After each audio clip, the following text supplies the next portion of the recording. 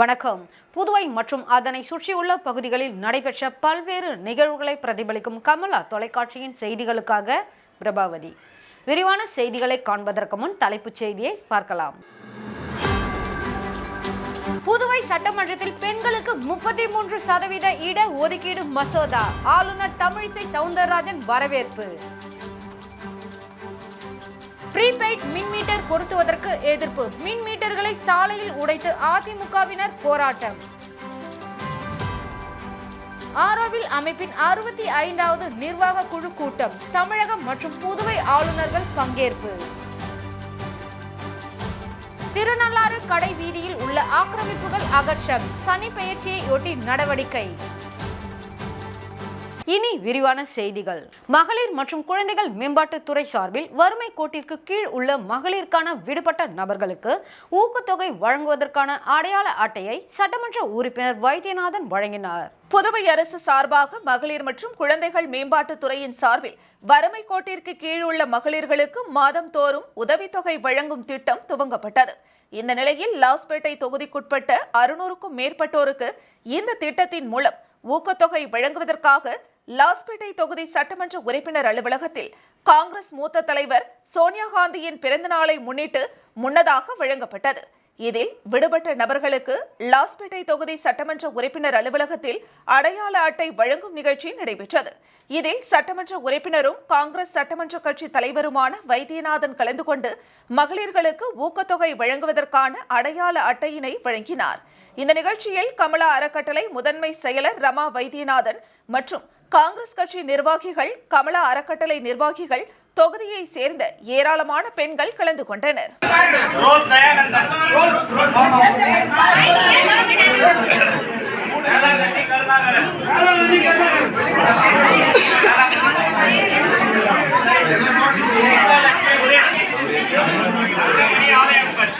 போய் விட்டு வண்டி விட்டு வந்தாங்க திருப்பி. நான் சொல்றேன் பேச்சை கேட்கவே இல்லை.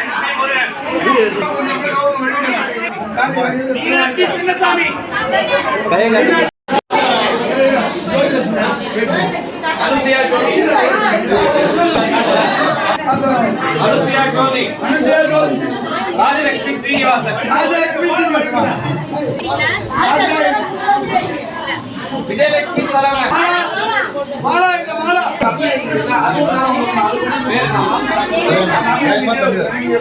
மேகராஜ்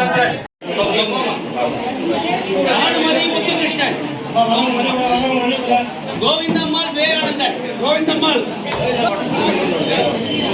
காயத்ரி ஜெயக்குமார்,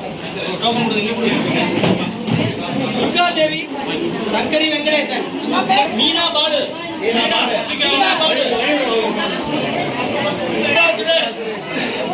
சித்ரா சுரேஷ்,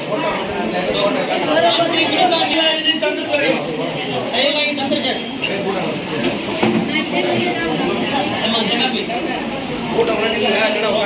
வசந்தி முருகன், அம்சா ஏழுமலை,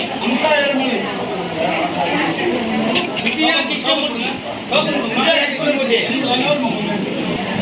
கங்கம்மாள் பாஸ்கர், சரசு ராசு,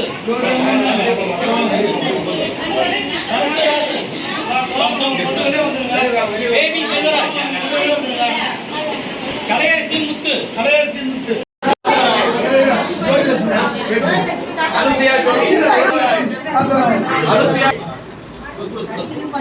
சங்கரி வெங்கடேசன்,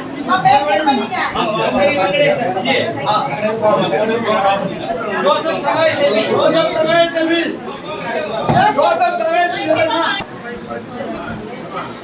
காந்திமதி விஜயசங்கர், பூரணி செந்தில்,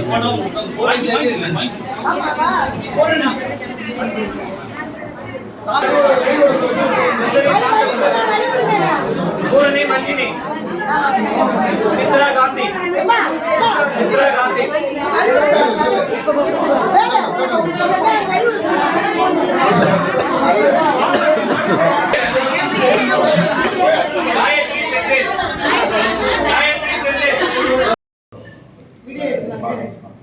பத்மாவதி,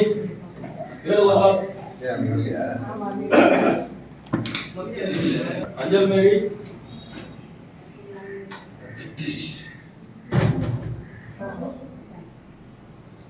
கலையரசி,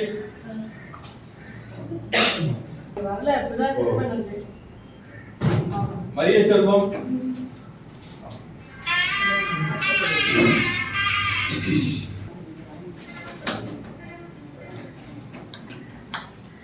இளமதி,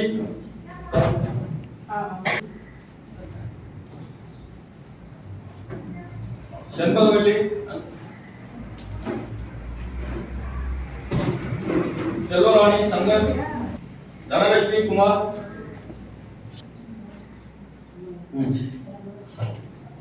விஜயா,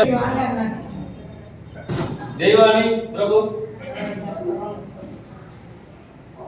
புதுவை சட்டமன்றத்தில் பெண்களுக்கு 33% இட ஒதுக்கீடு மசோதாவிற்கு ஆளுநர் தமிழிசை சவுந்தரராஜன் வரவேற்பு தெரிவித்துள்ளார். புதுவை துணைநிலை ஆளுநர் தமிழிசை சவுந்தரராஜன் வெளியிட்டுள்ள வாழ்த்துச் செய்தியில், புதுவை மற்றும் ஜம்மு காஷ்மீர் யூனியன் பிரதேச சட்டப்பேரவைகளில் பெண்களுக்கு 33% இடஒதுக்கீடு வழங்குவதற்கான சட்ட திருத்த மசோதா மக்களவையில் நிறைவேற்றப்பட்டிருக்கிறது என்றும், மக்களவையில் நிறைவேற்றப்பட்டிருக்கும் இந்த மசோதா உரிய ஒப்புதலோடு சட்ட வடிவம் பெறும் என்ற நம்பிக்கை பிறக்கிறது என்றும் குறிப்பிட்டுள்ளார்.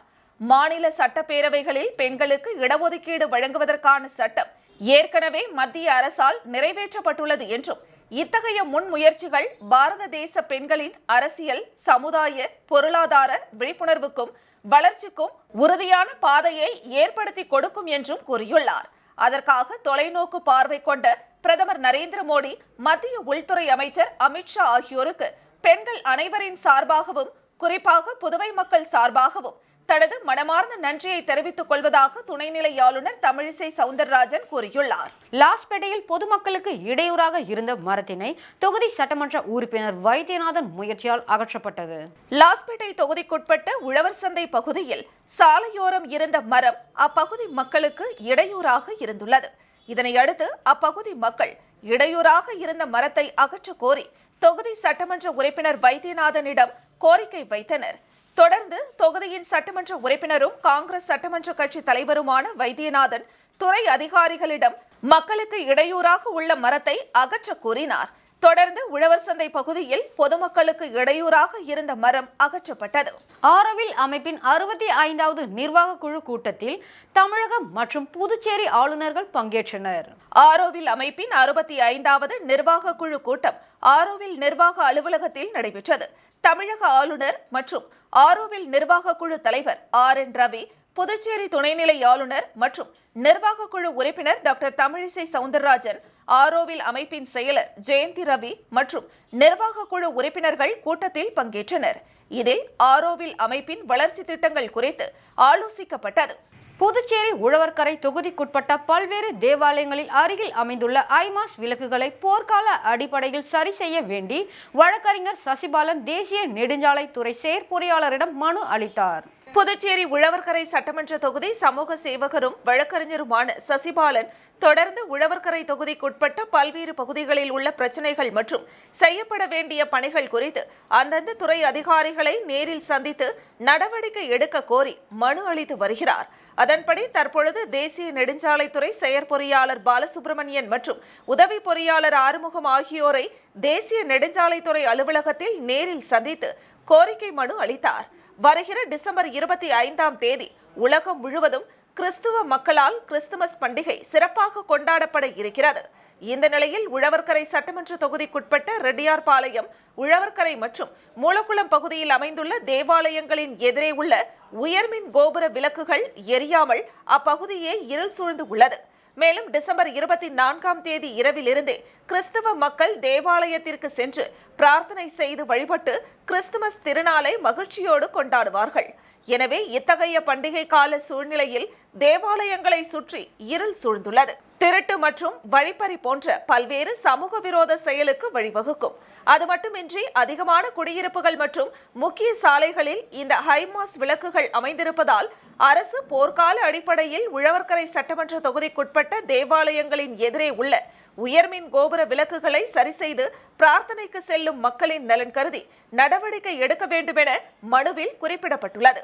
இந்த நிகழ்வில் வழக்கறிஞர் ராமமூர்த்தி, ராஜ்குமார், சங்கர், தொகுதி நிர்வாகிகள் Manivannan, Jerome, Manimaran, Balaji, Gilbert, Arulmurugan, Ramesh, Benjamin, Shanmugam, Rahman, Uzhavarkarai வியாபாரிகள் சங்க தலைவர் சார்லஸ், இளம் தலைமுறை கார்த்திகேயன், கலாம் இயக்கம் ராஜா, டேவிட் ஆகியோர் உடனிருந்தனர். மண்ணாடிப்பட்டு தொகுதியில் பொதுமக்களுக்கு நலத்திட்ட உதவிகளை ஆளுநர் தமிழிசை சவுந்தரராஜன் வழங்கினார். நமது லட்சியம் வளர்ச்சியடைந்த பாரதம் என்ற தலைப்பில் மத்திய அரசு திட்டங்கள் குறித்த விழிப்புணர்வு பிரச்சார நிகழ்ச்சி மதகடிப்பட்டு அங்காளம்மன் கோவில் திடலில் நடைபெற்றது. ஆளுநர் தமிழிசை சவுந்தரராஜன், அமைச்சர் நமச்சிவாயம் ஆகியோர் குடிமைப் பொருள் வழங்கல், வேளாண், ஆதிதிராவிடர் நலம், பழங்குடியினர், மகளிர் மற்றும் குழந்தைகள் மேம்பாட்டுக் கழகம் உள்ளிட்ட பல்வேறு துறைகளின் மூலமாக பயனாளிகளுக்கு நலத்திட்ட உதவிகளை வழங்கினர். மண்ணாடிப்பட்டு கொம்யூன் பஞ்சாயத்து ஆணையர் எழில்ராஜன் வரவேற்றார். இதில் மருத்துவ முகாம், இலவச எரிவாயு பதிவு முகாம், மருத்துவ அட்டை, பிரதம மந்திரி இலவச வீடு கட்டும் திட்டம், பல்வேறு துறைகள் ஒன்றிணைந்து ஒரே இடத்தில் விடுபட்ட பயனாளிகள் திட்டத்தில் சேர்வதற்கான சிறப்பு முகாம் நடைபெற்றது. முகாமில் பொதுமக்கள் விண்ணப்பித்து பயனடைந்தனர். பயனாளிகளுக்கு நலத்திட்ட உதவிகளை துணைநிலை ஆளுநர் தமிழிசை சவுந்தரராஜன் மற்றும் அமைச்சர் நமச்சிவாயம் ஆகியோர் வழங்கினர்.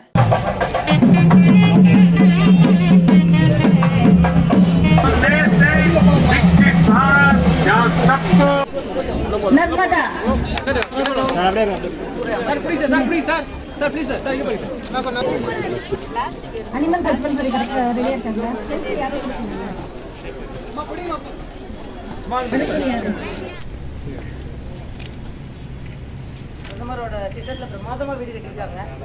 தேசிய அளவிலான கராத்தே போட்டியில் பல்வேறு பதக்கங்களை வென்ற பாகூர் ஆல்பா சிபிஎஸ்இ பள்ளி மாணவ மாணவிகளை ஆல்பா கல்வி குழும இயக்குனர் தனத்யாகு பாராட்டினார். தேசிய அளவிலான கராத்தே போட்டியில் பாகூர் ஆல்பா சிபிஎஸ்இ பள்ளி மாணவர்கள் பல்வேறு பதக்கங்களை பெற்று சாதனை புரிந்துள்ளனர்.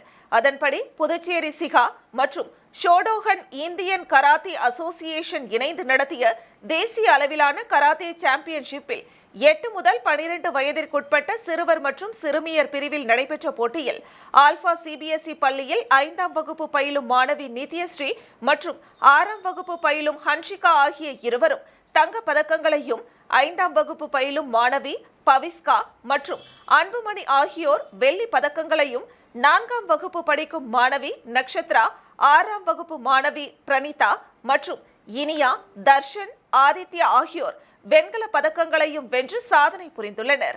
சாதனை புரிந்த மாணவர்களுக்கு பாராட்டு விழா நடைபெற்றது. ஆல்பா கல்வி குழுமங்களின் இயக்குனர் தனத்யாகு பதக்கங்களை வென்ற மாணவர்களை ஊக்குவிக்கும் பொருட்டு அவர்களுக்கு பொன்னாடை போர்த்தியும் பூங்கொத்து கொடுத்தும் இனிப்புகள் வழங்கியும் பாராட்டினார். இந்த நிகழ்வின் போது அவர்களின் பெற்றோர்களும் உடனிருந்தனர்.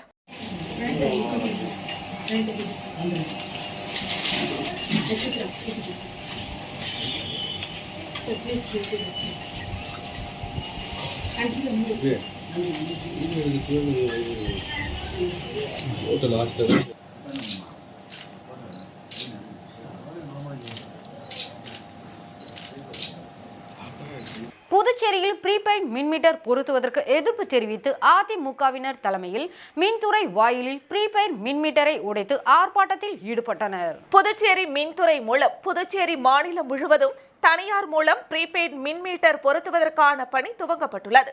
அரசு இந்த ப்ரீபெய்ட் மீட்டர் பொருத்துவதற்கு பல்வேறு தரப்பினரும் எதிர்ப்பு தெரிவித்து வருகின்றனர். இந்த நிலையில் புதுச்சேரி அதிமுக சார்பில் ப்ரீபெய்ட் மின்மீட்டர் பொருத்துவதற்கு எதிர்ப்பு தெரிவித்து மாநில செயலாளர் அன்பழகன் தலைமையில் 500க்கும் மேற்பட்டோர் சோனம்பாளையம் பகுதியில் உள்ள தலைமை மின்துறை அலுவலக வாயிலில் கண்டன ஆர்ப்பாட்டத்தில் ஈடுபட்டனர். அப்போது புதிதாக பொருத்தப்பட்டு வரும் மின் மீட்டர்களை சாலையில் போட்டு உடைத்து அரசுக்கு எதிராக கோஷங்களை எழுப்பினர்.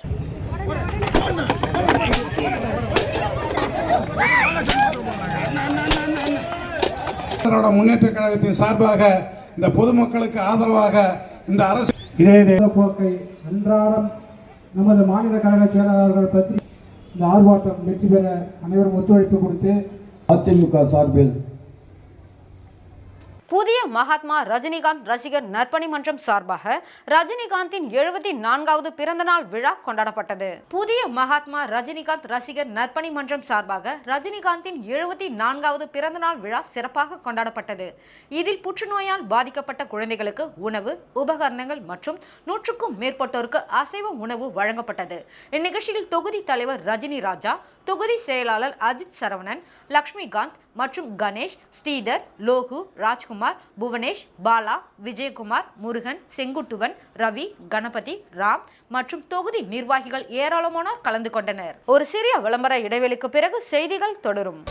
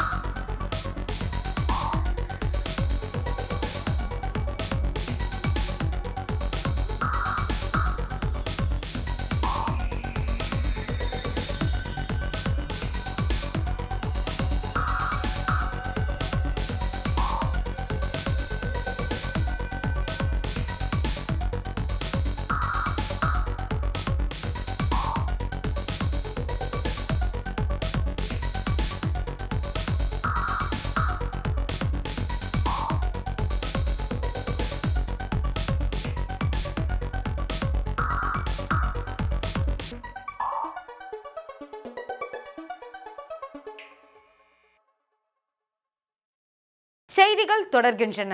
இலகு ரக வாகனம் மற்றும் ஆட்டோ ஓட்டுநருக்கான போக்குவரத்து காவல்துறையின் சார்பில் கண் சிகிச்சை முகாம் அரியாங்குப்பம் காவல்துறை கண்காணிப்பாளர் அலுவலகத்தில் நடைபெற்றது.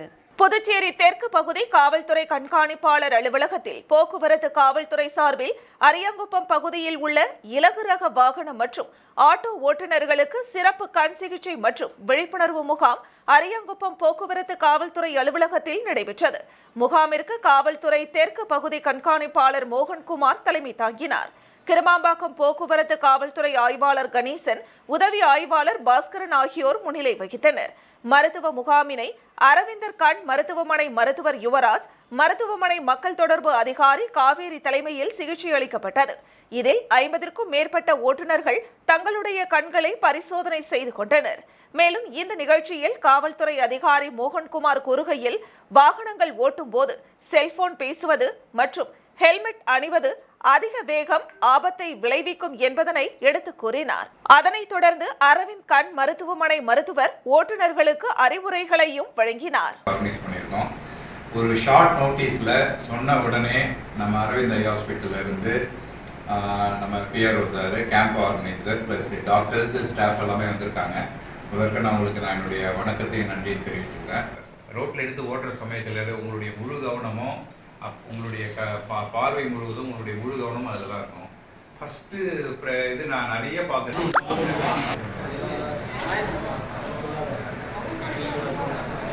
இதுக்கு வந்து கிரியா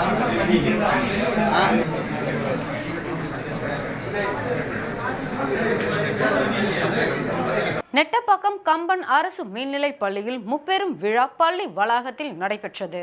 நெட்டப்பாக்கம் கம்பன் அரசு மேல்நிலைப் பள்ளியில் 1978-79 ஆண்டு கல்வி பயின்ற மாணவர்கள் சார்பில் பள்ளியில் கான்கிரீட் உணவு அருந்தும் மேடை, குடிநீர் குழாய், கை அலும்பும் தொட்டி, மூலிகை தோட்டம் ஆகியவை அமைக்கப்பட்டது. இதன் திறப்பு விழா நடைபெற்றது. பள்ளி துணை முதல்வர் தில்லைக்கண்ணு காமராஜர் வரவேற்றார். முன்னாள் கல்வித்துறை இணை இயக்குனர் சிவகாமி தலைமை தாங்கினார். சமூக சேவகர் பாஸ்கர் முன்னிலை வகித்தார். முன்னாள் மாணவர்கள் புண்ணியமூர்த்தி, முன்னாள் ராணுவ வீரர் தெய்வநாயகம் ஆகியோர் சிறப்புரை ஆற்றினர். சிறப்பு அழைப்பாளராக சமூக சேவகர் பாஸ்கர் கலந்து கொண்டு நெட்டப்பாக்கம் கம்பன் அரசு மேல்நிலைப் பள்ளி 1978-79 ஆண்டு மாணவர்கள் உருவாக்கிய உணவருந்தும் மேடை, கை கழுவும் தொட்டி, மூலிகை தோட்டம் ஆகியவற்றை திறந்து வைத்தார்.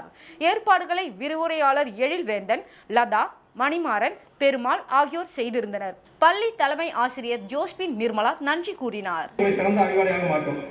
இதை நான் ஒரு சின்ன கவிதையா சொல்றேன். சந்தோஷம் கிடைக்குது. நான் உங்களை போல மாணவனாக இருந்த பள்ளி என்ற சந்தோஷம். என்னுடன் படித்த அனைவருமே இன்று நல்ல நிலையில் இருக்கிறார்கள். அதற்கு காரணம் அவர்கள் இந்த பள்ளியில் கிடைத்த ஒழுக்கம். ஏதாவது செய்ய வேண்டும் என்று எங்கள் எல்லோருடைய நீங்க 12ஆம் வகுப்பு வரையில பள்ளி பருவம். அதன் பிறகு கல்லூரி பருவம், அது 3 ஆண்டா இருக்கு. வில்லியனூர் திமுக பிரமுகர் ரமேஷ் பிறந்தநாளை முன்னிட்டு வில்லியனூர் தொகுதி சட்டமன்ற உறுப்பினர் சிவா முன்னிலையில் கேக் வெட்டி கொண்டாடினர். புதுச்சேரி மாநிலம் வில்லியனூர் தொகுதிக்குட்பட்ட கொம்பாக்கம் திமுக பிரமுகர் துர்கா நகர் ரமேஷ் பிறந்தநாள் விழாவில் புதுச்சேரி அரசு சட்டப்பேரவையின் எதிர்க்கட்சி தலைவரும் திமுக அமைப்பாளருமான சட்டமன்ற உறுப்பினர் சிவா முன்னிலையில் கேக் வெட்டி தனது பிறந்தநாளை கொண்டாடினார்.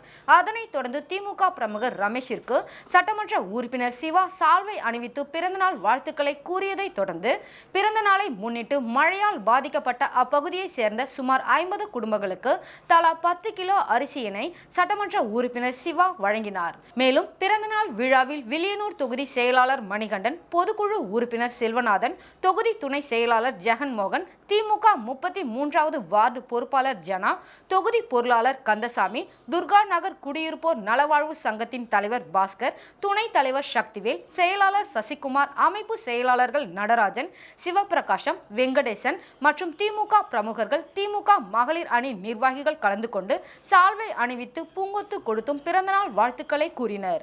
சனி பெயர்ச்சியை ஒட்டி திருநள்ளாறு கடை வீதியில் உள்ள ஆக்கிரமிப்புகளை அகற்றிய கொம்யூன் பஞ்சாயத்து நிர்வாகம். காரைக்கால் மாவட்டம் திருநள்ளாறில் புகழ்பெற்ற சனீஸ்வர பகவான் ஆலயம் அமைந்துள்ளது. சனீஸ்வர பகவான் 2.5 ஆண்டுகளுக்கு ஒருமுறை ஒரு ராசியிலிருந்து மற்றொரு ராசிக்கு பிரவேசிப்பதை சனிப்பெயர்ச்சியாக வெகு விமரிசையாக கொண்டாடுவது வழக்கம். இந்த ஆண்டு சனீஸ்வர பகவான் டிசம்பர் 20ஆம் தேதி மாலை 5:20 மணிக்கு மகர ராசியிலிருந்து கும்ப ராசிக்கு பிரவேசிக்கிறார். சனிப்பெயர்ச்சியையொட்டி திருநள்ளாறில் மாவட்ட நிர்வாகம் மற்றும் திருநள்ளாறு கோவில் நிர்வாகம் சார்பில் விரிவான ஏற்பாடுகள் செய்யப்பட்டு வருகிறது. இதன் ஒரு பகுதியாக திருநள்ளாறு கடைவீதிகளில் உள்ள ஆக்கிரமிப்புகளை திருநள்ளாறு கொம்யூன் பஞ்சாயத்து நிர்வாகம் சார்பில் அதன் ஊழியர்கள் ஜேசிபி இயந்திரங்கள் கொண்டு அகற்றி வருகின்றனர். சனி பெயர்ச்சிக்கு வரும் பக்தர்களுக்கு இடையூறு இல்லாமல் இருக்க கொம்யூன் பஞ்சாயத்து நிர்வாகம் ஆக்கிரமிப்புகளை அகற்றி வருகிறது. புதுச்சேரி அளவில் சிறந்த பால் பண்ணைக்கான விருது பெற்ற காரைக்கால் அம்மையார் பால் பண்ணை உரிமையாளர் ஜெயபாலன் மாவட்ட ஆட்சியரை சந்தித்து வாழ்த்து பெற்றார். பால் பண்ணை தொழிலில் ஈடுபட்டு வரும் பால் விவசாயிகளை ஊக்குவிக்கும் வகையில் ஆண்டுதோறும் millionaire farmer of India 2023 dairy farming சார்பில் விருதுகள் வழங்கி சிறப்பித்து வருகிறது. இதில் 2023ஆம் ஆண்டிற்கான புதுச்சேரி அளவிலான சிறந்த பால் பண்ணைக்கான விருதினை காரைக்கால் வேளாண் அறிவியல் நிலையம் பரிந்துரையின் பேரில் காரைக்காலில் பால் பண்ணை வைத்து நடத்தி வரும் காரைக்கால் அம்மையார் பால் பண்ணை உரிமையாளர் GV ஜெயபாலுக்கு கடந்த வாரம் தலைநகர் புதுடெல்லியில் நடைபெற்ற விழாவில் millionaire farmer of India 2023 dairy farming சார்பில் புதுச்சேரி மாநில அளவிலான விருது அளிக்கப்பட்டது. இந்த விருதை பெற்று புதுச்சேரி மாநிலத்திற்கு பெருமை சேர்த்துள்ள GV ஜெயபால் மாவட்ட ஆட்சியரை சந்தித்து வாழ்த்து பெற்றார். அவருக்கு சால்வை அணிவித்து மாவட்ட ஆட்சியர் வாழ்த்துக்களை தெரிவித்தார்.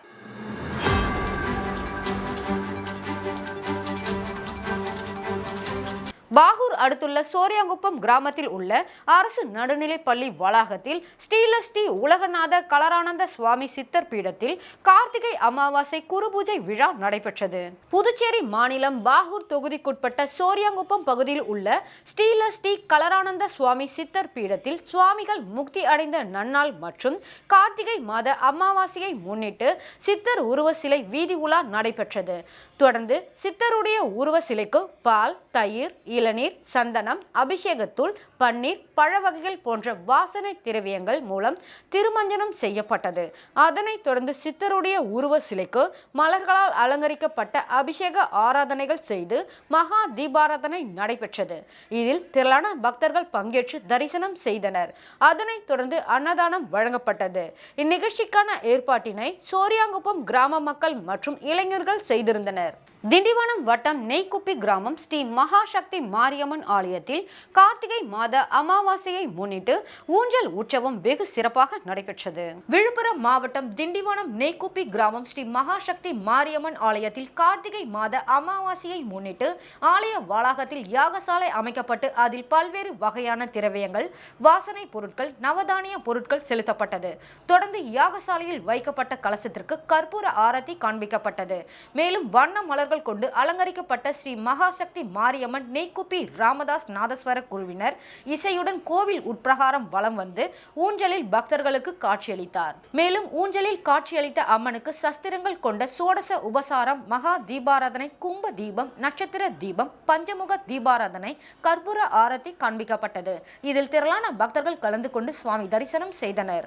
கீழ் சித்தாமூர் அருள்மிகு சிவகாமி அம்மையார் உடனமர் ஸ்ரீ சித்தேஸ்வரர் ஆலயத்தில் கார்த்திகை மாத அமாவாசையை முன்னிட்டு சண்டி ஹோமம் நடைபெற்றது. விழுப்புரம் மாவட்டம் திண்டிவனம் வட்டம் கீழ் சித்தாமூர் அருள்மிகு சிவகாமி அம்மை உடனமர் ஸ்ரீ சித்தேஸ்வரர் ஆலய கார்த்திகை மாத அமாவாசையை முன்னிட்டு ஆலய வளாகத்தில் உள்ள ஸ்ரீ ஆதி அம்மன் என்கிற ஜேஷ்டா தேவி அம்மன் முன்பு யாகசாலை அமைக்கப்பட்டு அதில் மிளகாய், பழங்கள், மூலிகை பொருட்கள், திரவியங்கள், வாசனை பொருட்கள், பட்டு வஸ்திரங்கள், நவதானிய பொருட்கள், தேன், பன்னீர், பால், பழங்கள் உள்ளிட்டவை செலுத்தப்பட்டன. தொடர்ந்து பூர்ணாகுதி செலுத்தி யாகசாலையில் வைக்கப்பட்ட கலசங்களுக்கு மகா தீபாராதனை காண்பிக்கப்பட்டது. மேலும் பூஜிக்கப்பட்ட கலச நீரால் ஆதி அம்மனுக்கு மகா அபிஷேகம் நடைபெற்றது. தொடர்ந்து வண்ண மலர்கள் கொண்டு அலங்கரிக்கப்பட்ட ஆதி அம்மனுக்கு பஞ்சமுக தீபாராதனை, கற்பூர ஆரத்தி காண்பிக்கப்பட்டது. இதில் திரளான பெண்கள் கலந்து கொண்டனர். ஒன்றிய அரசின் மின்சார கொள்கை திட்டத்தை கண்டித்து மரக்காணம் துணை மின் நிலையம் எதிரில் கம்யூனிஸ்ட் கட்சியினர் ஆர்ப்பாட்டத்தில் ஈடுபட்டனர். மரக்காணம் வட்டம் கம்யூனிஸ்ட் விவசாய சங்கம் சார்பில் ஒன்றிய அரசின் புதிய மின்சார கொள்கையை கண்டித்து மின்சாரத்துறை அதிகாரிகளிடம் மனு கொடுக்கும் கண்டன ஆர்ப்பாட்டம் மரக்காணம் துணை மின் நிலையம் எதிரில் நடைபெற்றது. இந்த கண்டன ஆர்ப்பாட்டத்திற்கு வட்ட தலைவர் மனோகர் தலைமை தாங்கினார். இதில் வட்ட செயலாளர் உலகநாதன், வட்ட பொருளாளர் செல்வி, துணைத் தலைவர் ஜானகிராமன், ராதா மற்றும் அக்கட்சியை சேர்ந்த நிர்வாகிகள் கலந்து கொண்டு ஒன்றிய அரசு தற்போது செயல்படுத்த உள்ள ஸ்மார்ட் மீட்டர் பொருத்தினால் விவசாயிகளுக்கு இலவச மின்சாரம் ரத்தாகும். இதனால் விவசாயிகளின் வாழ்வாதாரம் கேள்விக்குறியாகும். ரீசார்ஜ் முடிந்தவுடன் எந்த நேரத்திலும் மின்சாரம் நின்றுவிடும். இதுபோல் கட்டணம் பல பிரிவுகளாக நிர்ணயிக்கப்பட்டு கட்டண கொள்ளை நடைபெறும். இதனைத் தொடர்ந்து மின்சாரம் தனியார் முதலாளிகளிடம் ஒப்படைக்கப்பட்டு அந்த நிறுவனம் தனியார் மயமாகும் உள்ளிட்ட பல்வேறு கோரிக்கைகளை வலியுறுத்தி கண்டன கோஷங்களை எழுப்பினர். இதனைத் தொடர்ந்து இந்த கோரிக்கைகளை வலியுறுத்திய மனுவை மின்துறை அதிகாரிகளிடம் கொடுத்தனர்.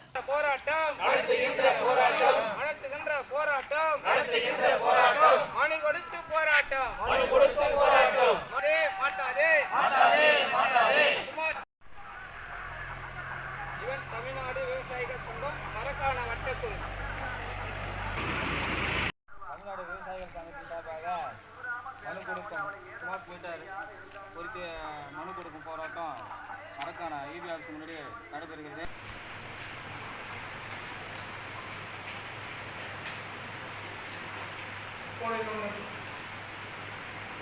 மரக்காணம் பேரூராட்சியில் பல வளைவுகளுடன் ஆமை வேகத்தில் நடைபெறும் பாதாள சாக்கடை திட்டம் விரைவாக முடிக்க பொதுமக்கள் கோரிக்கை. மரக்காணம் பேரூராட்சியில் 18 வார்டுகள் உள்ளன. இதில் 20,000க்கும் அதிகமான பொதுமக்கள் வசித்து வருகின்றனர். இப்பகுதியில் மரக்காணம் புதுவை சாலை, மரக்காணம் திண்டிவனம் சாலை, சந்நிதி வீதி ஆகிய பிரதான சாலைகள் உள்ளன. இங்கு பருவமழை காலங்களில் சாலையோரங்களில் பல இடங்களில் மழைநீர் குட்டைகள் போல் தேங்கி நிற்கும். இதனால் இவ்வழியாக செல்லும் வாகன ஓட்டிகள் மற்றும் பொதுமக்கள் பெரும் அவதிக்குள்ளாவது வாடிக்கையாக இருந்துள்ளது. இந்த நிலையில் சாலைகள் மற்றும் குடியிருப்பு பகுதிகளில் மழைநீர் தேங்காமல் இருக்க மரக்காணம் பேரூராட்சியில் பாதாள சாக்கடை திட்டம் அமைக்க வேண்டும் என பல ஆண்டுகளாக அரசுக்கு பொதுமக்கள் மற்றும் அரசியல் கட்சியினர் கோரிக்கை வைத்தனர். இந்த கோரிக்கையை ஏற்று தற்போதைய அரசு முதற்கட்டமாக சந்நிதி வீதியில் பாதாள சாக்கடை திட்டம் அமைக்கும் பணியை துவங்க நிதி ஒதுக்கீடு செய்தது. இதனைத் தொடர்ந்து சம்பந்தப்பட்ட அதிகாரிகள் கடந்த 4 மாதங்களுக்கு முன்பே இப்பணியை துவக்கினர். ஆனால் இதுவரையில் பணியை முறையாக முடிக்கவில்லை. மேலும் இந்த சாலையில் ஒரே நேர் பாதையில் பாதாள சாக்கடை அமைத்தால் மட்டுமே மழைக்காலத்தில் செல்லும் அதிகப்படியான தண்ணீரானது உடனடியாக வெளியில் செல்ல முடியும். ஆனால் இங்கு இந்த பணிகளை செய்து வரும் அதிகாரிகள் ஒரு சில வணிகர்கள் மற்றும் தனி நபரின் வீடுகளுக்கு அருகில் நேர் பாதையில் பாதாள சாக்கடையை அமைக்காமல் ஏதோ காரணத்தினால் பல வளைவுகளாக இந்த பணியை செய்து வருவதாக பொதுமக்கள் குறை கூறுகின்றனர். இதேபோல் வளைவுகளுடன் பாதாள சாக்கடை அமைத்தால் தண்ணீர் வெளியாகாமல் சாக்கடையிலேயே தேங்கி நிற்கும் நிலை உண்டாகும். இதனால் சாக்கடையில் இருந்து துர்நாற்றம் வீசுவதால் பொதுமக்களுக்கு சுகாதார கேடு உண்டாகும். மேலும் அதிலிருந்து கொசுக்கள் உற்பத்தியாகி பொதுமக்களையும் தாக்கும். இதன் காரணமாக பொதுமக்களுக்கு பல நோய்களும் உண்டாகக்கூடும். எனவே இப்பகுதி பொதுமக்களின் நலன் கருதி மரக்காணம் பேரூராட்சியில் பல வளைவுகளுடன் அமைத்து வரும் பாதாள சாக்கடையை இனிமேலாவது நேர்பாதையில் அமைத்து ஆமை வேகத்தில் நடைபெறும் இப்பணியை விரைவாக முடிக்க மாவட்ட நிர்வாகம் உடனடியாக நடவடிக்கை எடுக்க வேண்டும் என கோரிக்கை வைத்துள்ளனர். விழுப்புரம் மாவட்டம் ஆரோவில் சர்வதேச நகர் வளாகத்தில் உள்ள அன்னை சத்யா சிறப்பு பள்ளி மாணவர்களுக்கு தனியார் அறக்கட்டளை சார்பில் பல லட்சம் மதிப்புள்ள செயற்கைக்கால்கள் மற்றும் உபகரணங்கள் வழங்கும் நிகழ்வு நடைபெற்றது. இந்தியாவின் முன்னணி நிறுவனங்களில் ஒன்றான லெக்ராண்ட் குழும நிறுவனங்கள் சமூக பங்களிப்பு திட்டத்தின் கீழ் அறக்கட்டளையில் ஏழை எளிய மக்களுக்கும் மாணவர்களுக்கும் பல்வேறு வகையான உதவிகளை செய்து வருகிறது. இதன் ஒரு பகுதியாக லெக்ராண்ட் நிறுவனத்தின் சார்பில் ஆரோவில் சர்வதேச நகர வளாகம் குயிலாப்பாளையத்தில் இயங்கி வரும் அன்னை சத்யா சிறப்பு பள்ளியில் பயிலும் மாணவர்கள் 20க்கும் மேற்பட்டோருக்கு பல லட்சம் மதிப்புள்ள செயற்கைக்கால்கள் மற்றும் மாற்று உபகரணங்கள் வழங்கப்பட்டது.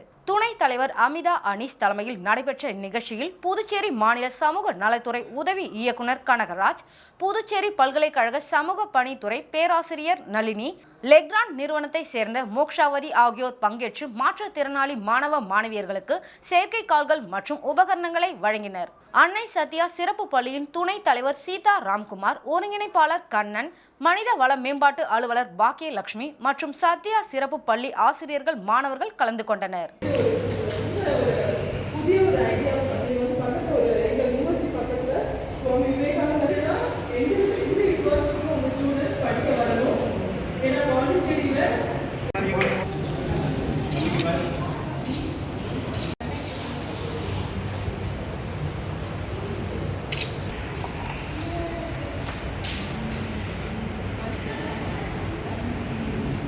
மேடம் எல்லாம் இங்கே பாருங்க ப்ளீஸ்.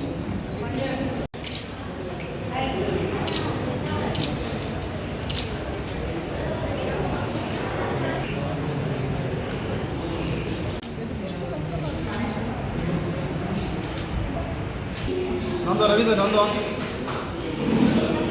நடந்தோம். சிவகங்கை மாவட்டத்தில் உள்ள 2ஆம் பூர்வீக பாசன பகுதி நிலங்களுக்காக வினாடிக்கு 1200 கன அடி வீதம் வைகை அணையில் இருந்து தண்ணீர் திறந்துவிடப்பட்டது. தேனி மாவட்டம் ஆண்டிப்பட்டி அருகே உள்ள 71 அடி உயர கொண்ட வைகை அணையில் இருந்து சிவகங்கை மாவட்டத்தில் உள்ள 2ஆம் பூர்வீக பாசன பகுதி நிலங்களுக்கான வினாடிக்கு 1200 கன அடி வீதம் தண்ணீர் திறக்கப்பட்டுள்ளது. 4 நாட்களுக்கு 413 மில்லியன் கன அடி தண்ணீர் திறக்கப்படுகிறது. இதன் மூலம் சிவகங்கை மாவட்டத்தில் உள்ள 8119 ஏக்கர் விவசாய நிலங்கள் பாசன வசதி பெறுகிறது. மேலும் வைகை ஆற்று கரையோரம் உள்ள நூற்றுக்கணக்கான கண்மாய்கள் குடிநீர் ஆதாரங்கள் நிரம்புகின்றன.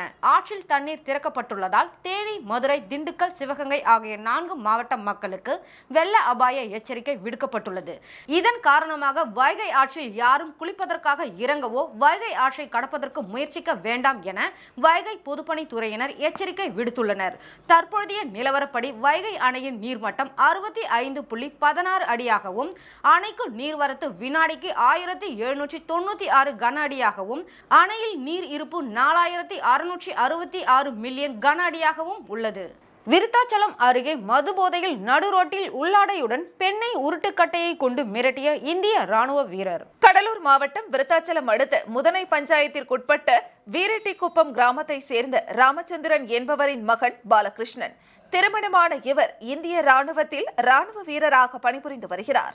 அவ்வாறு ராணுவத்தில் பணிபுரியும் இவர் தனது சொந்த கிராமத்திற்கு வந்துள்ள நிலையில் தனது கிராமத்திற்கு அருகாமையில் உள்ள PK வீரெட்டிக்குப்பம் கிராமத்தை சேர்ந்த தனசேகரன் என்பவரின் மகன் தாமரை செல்வன் என்பவரது வீட்டில் யாரும் இல்லாத போது வீட்டிற்குள் புகுந்து வீட்டில் இருந்த பீரோவை உடைத்து திருட முயன்றதாக கூறப்படுகிறது. அதே சமயம் விவசாய வேலையை முடித்துவிட்டு வீடு திரும்பிய தாமரை செல்வன் வீட்டிற்குள் யாரோ இருப்பதை கண்டு உள்ளே சென்று பார்த்தபோது அதிக மதுபோதையில் இருந்த ராணுவ வீரரான பாலகிருஷ்ணனிடம் ஏன் பீரோவை உடைக்கிறீர்கள் என கேட்டதாக கூறப்படுகிறது. அப்போது இருவருக்கும் தகராறு ஏற்பட்டு கைகலப்பாக மாறியுள்ளது.